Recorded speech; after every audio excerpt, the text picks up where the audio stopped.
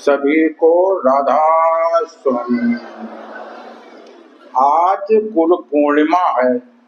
गुरु पूर्णिमा पे हमारे गुरु जी का आशीर्वाद वहां से आया है कि आज जितने लोग आए हैं सबको आशीर्वाद बांट दो। तो वो आशीर्वाद सबको दिया जा रहा है जो हमारे गुरु जी ने भेजा है गुरु पूर्णिमा पे। इस आशीर्वाद से जो जो काम सोचोगे सब काम पूरे होंगे, ये हो गया। और इस संसार तीन लोक में सबसे बड़ा गुरु होता है और गुरुओं में भी सबसे बड़ा सतगुरु होता है। यदि सतगुरु कहीं मिल गया जीवन सफल हो गया। लेकिन केवल सतगुरु को देख लेने से नहीं, उससे दीक्षा लेना पड़ता है। जैसे किसी स्कूल को तुम बाहर से देख के चले आओ, कह दो हम तो दिल्ली वाला स्कूल देख आए हैं, नहीं, उस स्कूल में एडमिशन कराना पड़ेगा, वहां की शिक्षा लेनी पड़ेगी, तब वहां का लाभ होगा। ऐसे ही पहले सतगुरु खोज लो, फिर उससे दीक्षा ले लो और सत्य नाम तुमको मिल जाए। नाम के स्थान पे सत्य नाम मिल जाए, जीवन सफल। सतगुरु से दीक्षा मिले, जन्म सफल हो जाए। जीव बदल आत्म बने, काग हंस बन जाए। मन जो है काग से हंस बन जाएगा और ये जीव जो है ये बदल करके आत्मा हो जाएगी। अभी आत्मा नहीं हो, अभी हो केवल जीव। आत्मा बनना लक्ष्य है। जब तुम आत्मा बन जाओगे बस सब काम पूरा। कौन काम पूरा? जो सोचते हो कि 84 पार करने हैं। जितने अध्यात्म के ग्रंथ हैं, जितने गुरु लोग सब बताते हैं कि 84 भवसागर पार करना है। तो 84 भवसागर कहीं बाहर नहीं है। सतगुरु तुमको बताएगा कि ये जो तुम्हारा 84 अंगुल का शरीर है, इसी को केवल पार करना है। 84 अंगुल का शरीर, इसको पार कर लो, 84 पार। यही भवसागर है। और अध्यात्म तुम्हारे से ही, तुमसे ही अध्यात्म चालू होता है और तुम्हारे पे ही खत्म होता है। अध्यात्म कहीं बाहर नहीं है।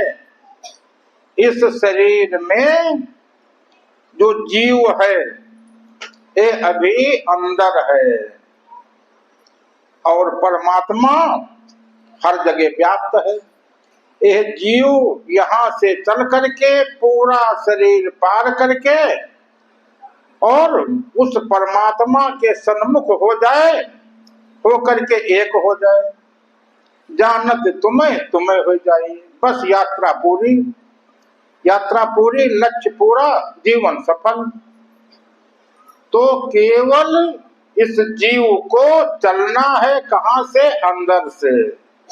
अभी आप सब लोग ये कहते हो परमात्मा अंदर है, अंदर नहीं है परमात्मा। वो इतना बड़ा परमात्मा कहीं तुम्हारे अंदर हो सकता है? वो किसी को स्पर्श भी नहीं करता है। शब्द स्पर्श रूप रस गंध से न्यारा है। वो तुमको छूता भी नहीं है तो कह देते हो परमात्मा हमारे अंदर है। अंदर क्या है? अंदर जीव है। ईश्वर अंश जीव अविनाशी, चेतन अमल सहज सुख राशि। उस परमात्मा का अंश जीव इस शरीर के अंदर है और इसको पूरी यात्रा पार करनी है। यात्रा क्या करनी है? पूरा शरीर पार करके और परमात्मा से मिल करके किस स्थान पे रुकेगा, ना वो अंदर ना वो बाहर। सुना होगा नरसिंह भगवान ने देहरी पे जो है, देहरी पे हिरण्याकश्यप को मारा था। राम नाम मणिदीप धर जीह देहरी द्वार, तुलसी भीतर बाहरो जो चाह सुधियार। यह इस जीव को उस देहरी पे पहुंचा देना है, और परमात्मा के सन्मुख जैसे करोगे ये देहरी पे पहुंच जाएगा, और उससे मिल करके वही हो जाएगा। जानत तुम ही हो जाई। तो यह जीव का लक्ष्य है। इसमें 3 पद। जब पहला नामदान होता है तो उसमें तुम्हारे अंदर वाला प्रकाश तुमको दिखा दिया गया, अंदर अनहद नाद सुनवा दिया गया, 2 तुमको मिल गए। और फिर अब कहा गया कि अब जो है इसको पार करो। सोचते हो कि अब जब 2 मिल ही गए अब किसको पार करना है। सुना होगा कि रामचंद्र जी, सीता जी, लक्ष्मण जी, तीनों लोग तमसा नदी को पार किए थे, केवट ने पार कराया था। तो यह जो अनहद नाद सुने, ये तुम्हारे सूरत की आवाज है। इस सूरत को महाभारत में जाओगे तो इसी को द्रौपदी कहा गया, रामायण में जाओगे तो इसी को सीता कह दिया गया। यही सीता है। जो प्रकाश अंदर देखे ये लक्ष्मण है, जो तुम्हारा जो अंदर जीव है ये राम है। इन तीनों को तमसा नदी क्या है, यह जो तुम्हारा 84 अंगुल का शरीर है यही तमसा नदी है। तमसा क्यों कहा गया, तमो गुण वाला शरीर, रजो गुण वाला अंदर प्रकाश, सतो गुण वाला अंदर अनहदनाद जो सुनते हो। तो वो इसीलिए सीता को सती कहा गया। सती माने कि जो सतो गुण जिसमें है। तो इन तीनों को एक में उस नाव पे बिठाल करके ये पूरा शरीर पार हो जाए, तमसा नदी पार। तो बिना केवट के नहीं पार होगा। केवट कौन है, जो आत्मघट यहाँ पे प्रकट कराया जाता है वो केवट है। जैसे आत्मघट प्रकट होगा तमसा नदी पार, तमसा नदी पार, राम लक्ष्मण सीता तुरंत पार हो गए। ये रामायण का सार हो गया। और महाभारत में क्या है, महाभारत में ये जो सूरत जो अंदर अनहद नाद सुनते हो इसी में 5 नाम है। इन्हीं को 5 पति कह दिया गया कि द्रौपदी के 5 पति थे। और 3 व्यूह उसमें पार करना पड़ता है। एक चक्र व्यूह, तुम्हारे शरीर में 6 चक्र हैं, ये चक्र व्यूह है, इसको पार करो। फिर जो अंदर 7 प्रकाश हैं, एक कमल व्यूह। कमल व्यूह क्या बताया कि जब मन की धार ऊपर को होती है उसको कमल कहते हैं, जब नीचे को मन की धार होती है उसको कीचड़ कहते हैं। तो ये है कमल व्यूह हो गया, इस प्रकाश को पार करो। फिर पदुम व्यूह, पदुम व्यूह अनहद नाद में जो चक्र बना हुआ है, जितने उसमें मंजिलें हैं उसमें पार करो। वो पदुम व्यूह, 3 व्यूह पार कर लो, महाभारत वाला जो है उससे पहुंच जाओ तुम। तो जितने धार्मिक ग्रंथ हैं, चाहे महाभारत हो, चाहे रामायण हो, चाहे सतगुरु का ज्ञान हो, सब में जो है केवल इस तमसा नदी, इस शरीर को, जीव को पार करना है। जिस दिन पार कर ले वो पूर्ण।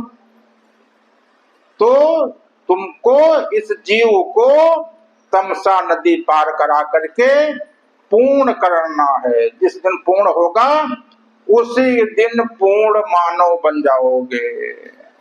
उसी दिन मनुष्य बन जाओगे। जो झंडा लगा है उस पे लिखा है मनुष्य बनो, उस पे लिखा है मनुष्य बनो। मनुष्य कब बनोगे? जिस दिन इसको पार करके और उस देहरी पे पहुंच जाओगे, परिधि से केंद्र पे आ जाओगे, उस दिन पूर्ण मानव बन जाओगे, उसी दिन मनुष्य बन जाओगे। और जो ब्रह्मा विष्णु महेश सबको देखे होगे, सबके 4 हाथ। विष्णु भगवान के जो है एक हाथ में शंख, एक में चक्र, एक में गदा, एक में पद्म। 4 हाथ है। 4 हाथ क्या है? अभी पद्म व्यूह बताया कि जो अंदर अनहद नाद सुनते हो उसमें पद्म व्यूह है, उनको पार करना है।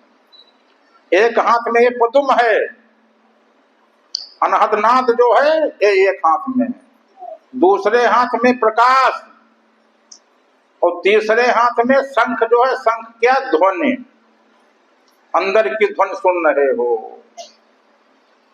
और वो गदा क्या है? इसको कौमुदी गदा कहते हैं। कौमुदी गदा क्या है? जो तुम्हारा मन है, इसकी जितनी शक्तियां हैं वो सब समेट करके एक में सब समेट लो। इतनी सब शक्तियां तुम्हारे पास होनी चाहिए। कौन कौन शक्ति? एक शक्ति जो है कि समझने की शक्ति तुमको हो जाए। अभी कुछ कोई बात सुनते हो समझ में आती नहीं, तो एक तो समझने की शक्ति जो है सबको प्राप्त करनी है। दूसरे सहन शक्ति हो जाए। सुना होगा जब उसका नाम सहन शक्ति है, वो शक्ति अभी क्यों नहीं प्राप्त किया? कोई तुमको कुछ कह दे, गाली दे दे, उसको सहन कर लो। सहन शक्ति आनी चाहिए। और क्या करनी है? मन को शून्य करना है। मन को जब शून्य करोगे तब सभी शक्तियां तैयार होंगी। जो काम कहो चाहोगे सब काम तुरंत पूर्ण होगा। तो यही विष्णु के 4 हाथ, यही व्यूह, यही धर्म के 4 पद, यही धर्म के 4 पैर, केवल इन्हीं को जानना है। और सतयुग से जो है ये व्यवस्था चल रही है। क्या? सतयुग में पहले धर्म की स्थापना, सबसे पहले अधर्म का नाश किया गया। यदा यदा हि धर्मस्य ग्लानिर्भवति भारत। तो उसमें पहले जो तब अधर्म बहुत ज्यादा फैला था, तो सबको धर्म की तरफ लाया गया। फिर दूसरे युग में क्या है? अधर्म का अंत किया गया। अधर्म का अंत, सबको मार दिया गया। अधर्म का अंत कर दिया गया। तीसरे में क्या है? धर्म स्थापनार्थाय संभवामि युगे युगे। धर्म, तीसरा पद में धर्म की स्थापना की गई। सतयुग, त्रेता, द्वापर। द्वापर में कृष्ण हुए, वो धर्म की स्थापना के लिए पैदा हुए, धर्म की स्थापना की गई। अब कलयुग में क्या है? कलयुग में जो है वो धर्म क्या है? धर्म न कौनो सत्य समाना। वो जो सत्य है, जो द्वापर में सत्य की स्थापना कर गए कृष्ण जी, उस सत्य को हर व्यक्ति के अंदर में प्रकट कर देना है। उसी को कल की अवतरण, कल की भगवान का अवतार होगा। जो सतयुग में अवतार हुआ, त्रेता में हुआ, द्वापर में हुआ, कलयुग में सभी के अंदर, सभी के शरीरों में अवतार होना है। ये अवतार क्या है? वही आत्मघट जिस दिन तुम्हारे में प्रकट होगा, नया अवतार हो जाएगा तुम्हारा। इसी जीव का अवतार हो करके आत्मा बन जाएगा, पूर्ण पुरुष बन जाएगा और महापुरुष बन जाएगा उसी दिन। तो कलयुग में सभी को, सभी के अंदर जो जीव है इसको पूर्ण बनाना है और सत्य की स्थापना, सत्य का अवतार अपने अपने आप में करना है। एक कलयुग का लक्ष्य है। तो गीता का पहला श्लोक तो इतने दिनों से पढ़ रहे हो, उसका अर्थ क्या है? यदा यदा हि धर्मस्य ग्लानिर्भवति भारत अभ्युत्थानम अधर्मस्य तदात्मनं सृजाम्यहम्। तो पहले में तब जितने लोग सब परेशान करते थे धर्म करने वालों को, उनका सबका जो है विनाश कर दिया गया। अधर्म को समाप्त किया गया, धर्म की तरफ लोगों को लाया गया कि सब लोग धर्म की तरफ चलो, अधर्म छोड़ो। और अब कलयुग में इस जीव को पूर्ण बनाना है, सबके अंदर अवतार होना है। कैसे होगा? तुम्हारे में ही आत्मघट प्रकट होना है। जैसे आत्मघट प्रकट होगा वही इसी जीव का अवतार हो जाएगा। अभी है नहीं आत्मघट, आत्मघट अभी है नहीं। सब घट मेरो साइया खाली घट ना कोय, और बलिहारी हुआ घट की जा घट पर घट होए। जिसमें आत्मघट प्रकट हो गया उस दिन धन्य हो गए। ये है नहीं, इसको सद्गुरु प्रकट कराता है, तुम्हारा नया अवतार कराता है, जीव को आत्मा बनाता है, तुम्हारा पूर्ण रूपांतरण कराता है। ये जीव आत्मा बन जाएगा, मन कौवा से हंस बन जाएगा, मति सुमति बन जाएगी, गति परम गति हंस गति हो जाएगी। सब बदल जाएगा, दृष्टि बदल जाएगा, दृष्टि विवेक वाली दृष्टि हो जाएगी। अभी जो तुम देखते हो देखने का ढंग बदल जाएगा, तब विवेक वाली दृष्टि आ जाएगी। ये सब पूरा परिवर्तन करना है, परिवर्तन अपने में करना है, परिवर्तन कहीं बाहर नहीं करना है। पूरा परिवर्तन सब अपने अंदर होना है। तो ये सब कैसे होगा? पहले नामदान लो, पहले पहला नामदान, उसमें अंदर तुमको प्रकाश दिखाया जाएगा, अनहद नाद सुनाया जाएगा। दूसरे में क्या है? दूसरे में सद्गुरु दृष्टि डाल करके आत्मघट तुम्हारे में पैदा करता है, प्रकट करता है। और जैसे आत्मघट प्रकट, सब जो है अपने आप पूरा परिवर्तन हो गया, पूरा परिवर्तन जो है सब अपने आप हो जाएगा और जीव पूर्ण, जीवन सफल। फिर जो काम करोगे, अभी हर काम जो है देखने का तुम्हारा ढंग अलग है, तब राजा बन जाओगे। अभी राजा नहीं हो। अभी राजा क्यों नहीं हो? अभी तुम्हारी भाग्य, तुम्हारा मन लिख रहा है। अभी जो मन कहता है वो तुम कर रहे हो, अभी तुम मन के गुलाम हो।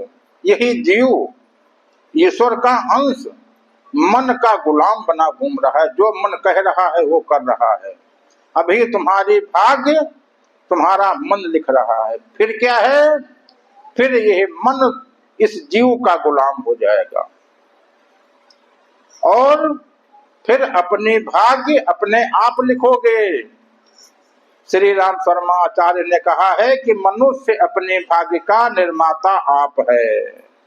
अपने भाग्य जिस दिन अपने आप लिखने लगोगे उस दिन पूर्ण होगे, उस दिन मुक्त होगे, उस दिन जीव सफल, जीवन सफल। और यह कर्म भूमि है, इस कर्म भूमि में ऐसे बांध दिए गए हो कर्मों के जाल में कि उनसे निकल न पाओ। ऐसे ऐसे कर्म, कर्म जो जो करेगा तू वही फिर भोगना भरना, पढ़ो तुम इसी के पीछे और सब ही जतन तजना। अब कौन कौन कर्म करते हो? कर्म तो दिन भर बहुत करते हो, यदि एक कर्म बता दें तो अभी घबरा जाओगे। कौन कर्म?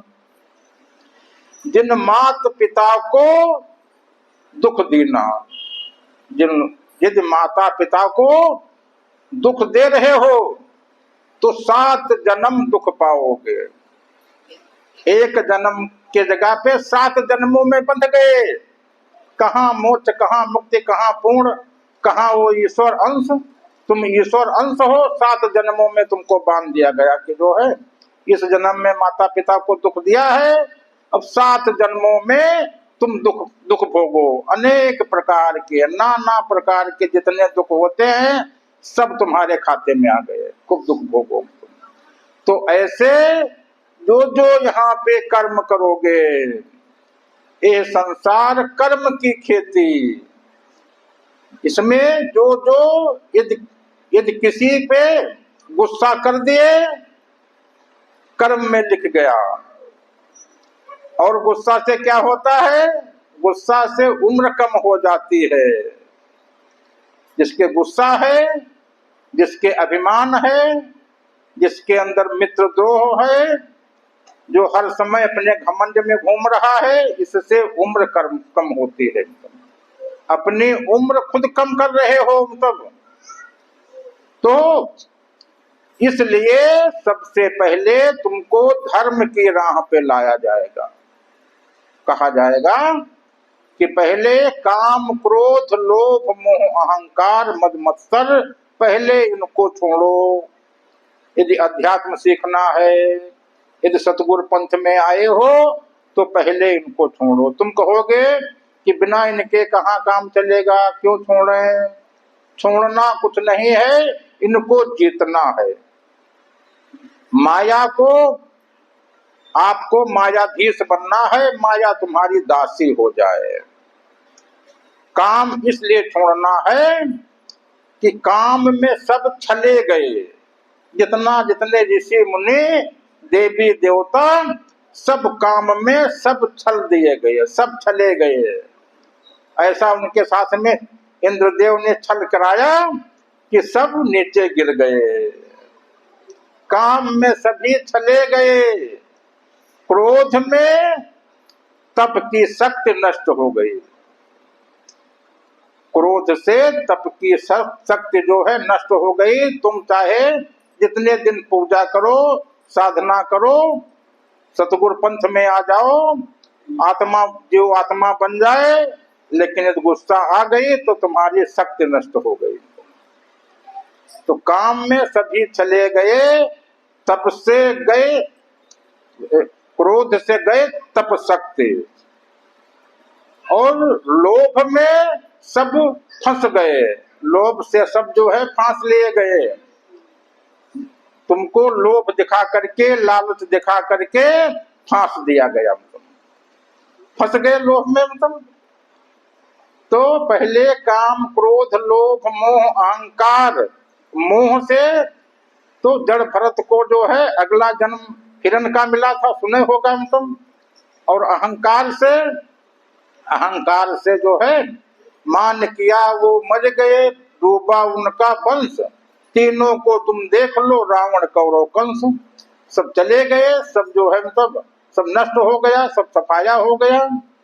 और ईर्षा द्वेष, सबके अंदर में जो ईर्षा द्वेष रखा रहता है, जब तक ईर्षा द्वेष है तब तक साधना बनेगी नहीं, तब तक तुम्हारा नामदान होगा नहीं, मन अभी तुम्हारा पवित्र हुआ नहीं, मन साफ हुआ नहीं, मन निर्मल हुआ नहीं। ये मन क्या है? केवल ये जो शरीर 84 अंगुल का शरीर, इसमें जो मन है ये मुख्य है। मन से तुमको काम लेना है। जहां तुम्हारा काम हो, जो आवश्यकता हो, वहां पे इस मन का मेल करा दो, मन को वहां से जोड़ दो, वहां का तुम्हारा काम होने लगेगा। मन जो है, मन का जो है मेल वहां से कराना है। जैसे संसार पाने के लिए मन को इंद्रियों से जोड़ दो, संसार मिलेगा।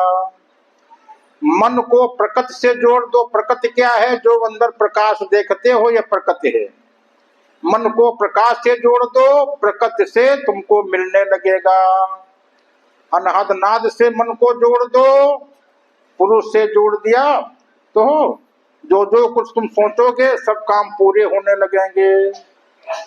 और यदि कहीं इस मन को परमात्मा से जोड़ दिया तो यह तीन लोक तुम्हारे बस में हो जाएंगे। ये प्रकृति ब्रह्मांड सब बस में। फिर जो तुम चाहोगे इसके राजा बन गए। तो करना क्या है? बताया जाता है कि जीव का लक्ष्य है कि पहले इस शरीर से बाहर निकले। इससे बिल्कुल बाहर नहीं निकलना है। 3 पद जो है पार करके उस परमात्मा के सन्मुख होना है। आत्मघट प्रकट होगा, जीव जो है आत्मा बन जाएगा, परमात्मा बन जाएगा। जीव का लक्ष्य पूर्ण, जीवन सफल। और फिर संसार के सब काम करके देखो। फिर संसार के जितने काम तुम मन में सोचते जाओगे, अभी सोचने की शक्ति ही नहीं है, अभी जो है पॉजिटिव विचार ही नहीं है, अभी सुमति मिली नहीं है, तो अभी तुमको जो है, अभी जो है बुद्धि वो कहे जो तुम चाहते हो वो बुद्धि में सोच नहीं पाओगे। देखा होगा कि सुना होगा कि सारद जाए तासुमत फेरी, मांगे से नींद मास खटकेरी। कि मांगना कुछ और है, मांग लोगे कुछ और तुम। तो अभी जब जो है इस बुद्धि को जब तक सुमत नहीं है, तब तक जो मांगना है उसको मांग नहीं पाओगे। क्या मांगना है, क्या सोचना है? इसलिए बुद्धि को, मति को सुमति बनाना है। जहां सुमति तहां संपत्ति नाना, और जहां कुमति तहां विपत्ति निदाना। पहले कुमति को सुमति बनाओ। इसके लिए गुरु जो जो कहता है उसके अनुसार जब तुम चलने लगो। गुरु कहता है कि गुस्सा छोड़ो, तो तुम गुस्सा उसी दिन से छोड़ दो। नम्रता तुम्हारे अंदर होनी चाहिए, परोपकार होना चाहिए। मतलब देखो कि हम कितना परोपकार कर रहे हैं, हमारे मन में कितनी दया है, कितनी करुणा है, कितना हम दूसरे का भला सोचते हैं। जब ऐसा सोचने लगोगे, दूसरे का भला सोचोगे, तुम्हारा भला अपने आप हो जाएगा।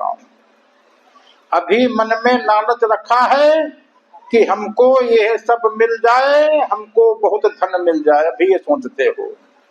जिस दिन परमात्मा, एक जीव परमात्मा बन जाएगा, फिर उस दिन मंगता नहीं रहेगा, उस दिन दाता बन जाएगा।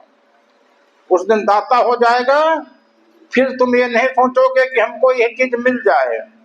जब नहीं सोचोगे कि यह चीज मिल जाए, तब वो चीज स्वयं तुम्हारे पीछे पीछे चलने लगेगा।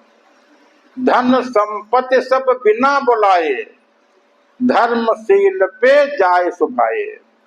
धर्मशील के पास में स्वयं पहुंच जाता है। बहुत पहले तुमको एक कहानी सुनाई गई थी, गायत्री के प्रकांड विद्वान।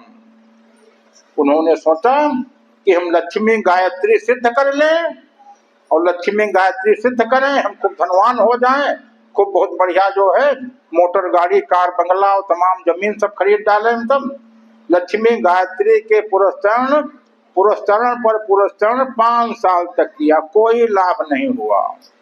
फिर वो सब छोड़ छाड़ के गंगा के किनारे अपनी एक मड़ैया डाल करके वहां पहुंचे। कहा अब हमको कुछ न चाहिए, बस लक्ष्मी जी प्रकट हो गए। कहा बताओ कितना चाहिए? कहा अरे अभी तक हम इतना सब मांगते थे, तब जो है कुछ मिला नहीं, आज तुम प्रकट हो गए। कहा कि यही जो अभी तक तो जब तुम हवन करते थे तब कहते थे कि हमको लक्ष्मी मिल जाए।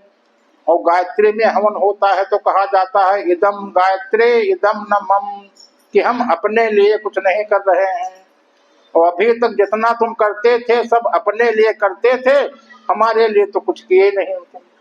अब आज जब सब छोड़ दिया है, यही नियम है। तो जब तुम सब जो चीज छोड़ दोगे वो तुम्हारे पीछे पीछे, तो और छोड़ना कुछ नहीं है। छोड़ना माने कि केवल मन जो है तब उसमें लिप्त न हो। मन में जो है संसार में चाहे मन जाए, मन में संसार ना आने दो। और कर से कर्म करो विधनाना, मन राखो जहाँ कर पाने थाना। जितने काम यहाँ संसार में करते हो पूरे नहीं होते हैं। क्यों नहीं होते हैं? कि मन संसार में है। मन ये तुम्हारा परमात्मा में हो जाए, पहले परमात्मा बन जाओ, जीव को परमात्मा बना लो, और फिर इस जीव को और मन को परमात्मा में रख करके तुम जितने कार्य करोगे सब काम पूरे हो जाएंगे। सतगुरु पंथ यही बताता है। सतगुरु पंथ का लक्ष्य है, सतगुरु पंथ का लक्ष्य है कि सभी के अंदर जो है आत्म घट प्रकट हो करके जीव का जो है अवतार होना है। सभी के अंदर जीव को परमात्मा बनाना है सबके अंदर। मतलब यह कलयुग का मतलब लक्ष्य था। तो कलयुग का लक्ष्य जो है पूरा करने के लिए वो सब पूरा कराया जाता है। तुम्हारे में इस जीव का अवतार हो जाएगा। कैसे अवतार होगा? कि जैसे आत्म घट प्रकट होगा नया अवतार हो जाएगा, और यह पूर्ण अवतार हो जाएगा।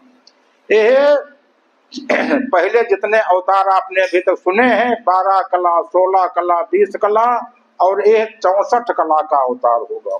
तो 64 कला का अवतार तुम्हारा ही होना है, इसी जीव का करवाना है। तो सब लोग जो बताया जाता है, पहले अपने विचार पॉजिटिव करो और खूब प्रसन्न रहना सीख लो। खूब दिन में जितना प्रसन्न रहोगे तो हैप्पी हार्मोन्स खूब डेवलप हो जाएंगे अपने आप। तो दिन भर हर समय चिंता रखते हो, चिंता नहीं रखनी है। चिंता क्यों नहीं रखनी है? मन की गति जो है उसको शून्य करना है। तो जब यह गति 0.4 से लेकर के 4 तक होती है, मन की तरंगों की गति, वेव की गति, तब जो है उस समय मन परमात्मा की तरफ होता है। और यदि गति इससे ज्यादा हो गई, 7 से 15 हो गई, तो ब्रह्मलोक तक ही पहुंच पाओगे। और यदि 15 से ज्यादा हो गई, 15 से ज्यादा कब होती है? तुम्हारे गुस्सा हो जाए, 15 से ज्यादा हो गई। अंदर कोई चिंता हो गई, चिंता की बातें सोच रहे हो, 15 से 30 के बीच में होगी तुम, तब उसमें जो है मन डिस्टर्ब होगा, साधना नहीं बनेगी। जो काम सोचोगे वो काम नहीं बनेंगे मतलब। और 30 से यह गति यदि और ज्यादा हो जाए तो उम्र कम हो जाती है। जितने काम सोचोगे काम नहीं बनेंगे और उम्र भी कम हो जाएगी। बहुत से बीमारियां आने लगेंगी, रोग आने लगेंगे। तो इसलिए इस मन की गति को कम करना है। तो यहाँ पे सबको सिखाया जाता है कि मन को शून्य करो, मन को शून्य करो, विचार मुक्त अवस्था में रहो, भाव मुक्त अवस्था में रहो, और तन थिर मन थिर वचन थिर सुरत निरत थिर हो। कह कबीर इस पलक को कल्प न पावे कोई। सबको थिर करना है, सबको शून्य करना है। सुरत क्या है? सुरत है जो अंदर अनहद नाद सुनते हो, वो सुनने वाला हो गया। और यहाँ बैठे हो, तुरंत चौराहे पर पहुंच गए, तुम्हारी सूरत पहुंच गई, ये तुम्हारी सूरत हो गई। निरत क्या है? जो अंदर प्रकाश देखते हो वो निरत हो गई। तो इस प्रकाश को भी स्थिर कर देना है, सम कर देना है, शांत कर देना है।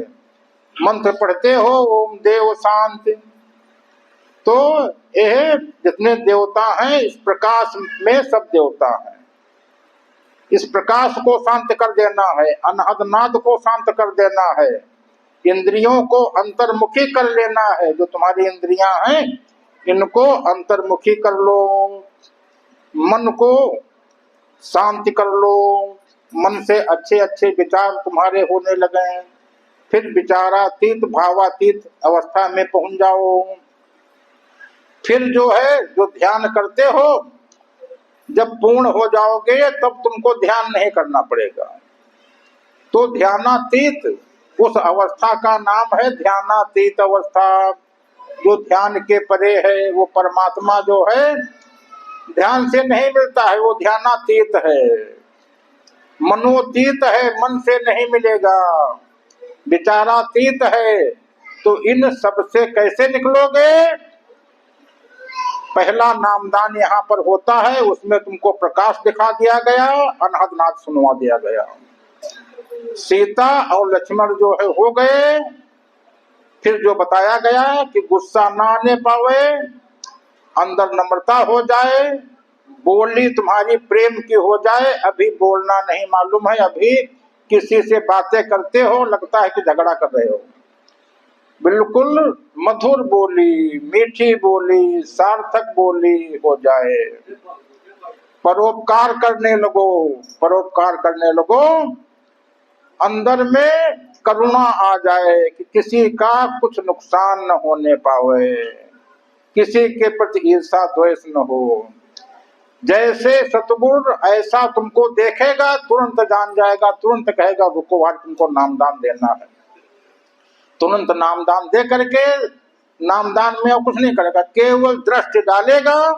दृष्टि डाल करके आत्मघट प्रकट हो जाएगा, जीव पूर्ण हो जाएगा। उसी दिन मनुष्य बन जाओगे और 3 लोकों के राजा बन जाओगे। 3 लोक के राजा। उस दिन ये कहने लगोगे, अभी उस दिन ये कहोगे कि जो हमारे पास है वो 3 लोक में किसी के पास नहीं। क्या? वो चौथे लोक की चीज ही है, वो 3 लोक की चीजें नहीं है जो तुमको मिलेगी सब लोगों के पास में। तब सब लोग यही कहोगे कि जो हमारे पास में है वो 3 लोक में किसी के पास में है नहीं। ये नहीं कि केवल गुरु के पास ही है, ऐसा नहीं है। वही तुमको लेना है कि जब तुम ये कहो कि जो हमारे पास में है वो 3 लोक में किसी के पास में नहीं है, तो ऐसा तुमको बनना है। तो सब जो जो सिखाया जाता है सब सीखो और अंतर का ज्ञान लो, नामदान लो। केवल यहाँ पे आ गए, सत्संग सुन करके चले गए, नामदान नहीं मिला तो अधूरे रह गए। नामदान यदि मिल गया तो इस जीव को पूरा होना है। तुम अधूरे नहीं, तुम अभागे नहीं, बात इतनी सी है, आप जागे नहीं। तो इस जीव को जगाना है, मन को जगाना है और जगा करके इसको पूर्ण करना है। सभी को राधा स्वामी, राधा स्वामी।